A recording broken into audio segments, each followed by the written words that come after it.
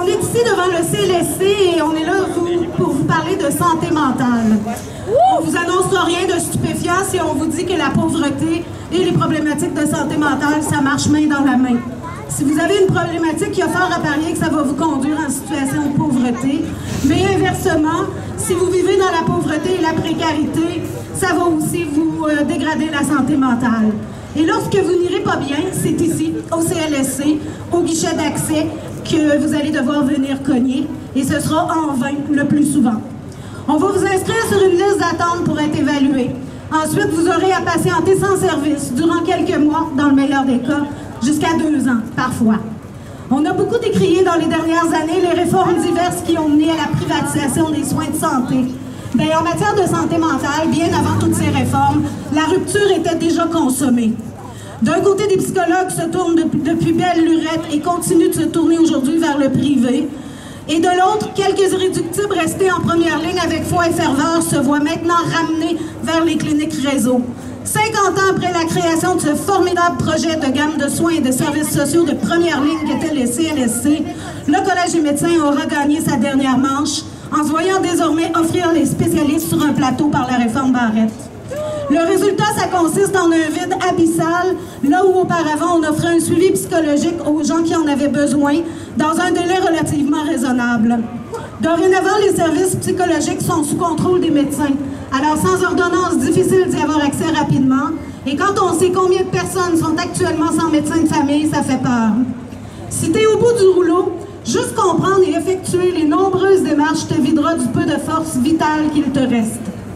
En 2021, si tu as des sous, tu pourras consulter au privé. Si tu n'es pas fortuné, mais que tu bénéficies d'une assurance collective, ben, tu auras quelques séances qui suffiront sans doute pas à te remettre sur les rails, mais qui te permettront de voir un peu plus clair puis de peut-être tenir le coup durant les mois d'attente. Malheureusement, si tu n'as pas de couverture ou de revenus décents, tu devras souvent tout perdre, de ton emploi à ta famille en passant par ta dignité. Et ce n'est qu'une fois échoué aux urgences en jaquette bleue, avec des idées suicidaires, qu'on consentira enfin à te faire consulter des spécialistes qui te donneront des soins de base, mettront en place ce qu'ils peuvent, groupe de thérapie, hôpital de jour qui dure 8 semaines, et ils te renverront chez toi avec le dépliant d'1 ou 2 organismes communautaires, une prescription bien chargée, et le numéro de l'urgence sociale, jusqu'à la prochaine fois. On appelle ça la porte tournante.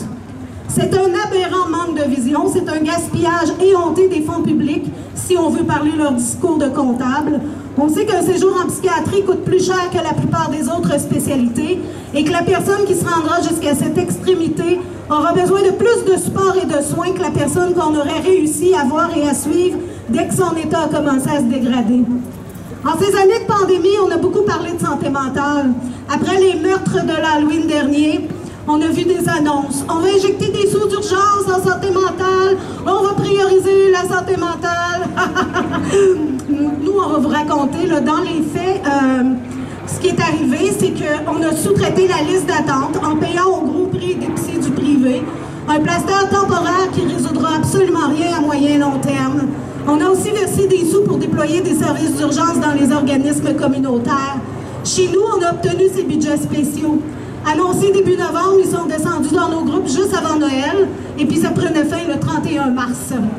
12 semaines. Juste le temps de former, démarrer des services, créer des liens de confiance, puis on ferme. Au-delà des discours de comptables, au-delà des enjeux de service, au-delà même de l'épuisement des intervenantes, tant du réseau public que du communautaire, il y a une réalité qui est d'une tristesse sans nom. C'est que ce sont des vies humaines, souvent en péril, la plupart du temps détruites, des familles en détresse, des gens qui basculent et perdent tout, surtout leur dignité et parfois jusqu'à la vie, des gens qu'on aurait pu raccrocher et soutenir vers leur établissement si on s'en donnait les moyens. C'est pourquoi nous, notre objet symbolique, c'est la fameuse jaquette bleue, celle qui fait si peur, mais qui revêt un aspect particulièrement lugubre quand on parle d'un séjour en psychiatrie, surtout en période de pandémie. Si t'es pas assez magané, le ministère, lui, va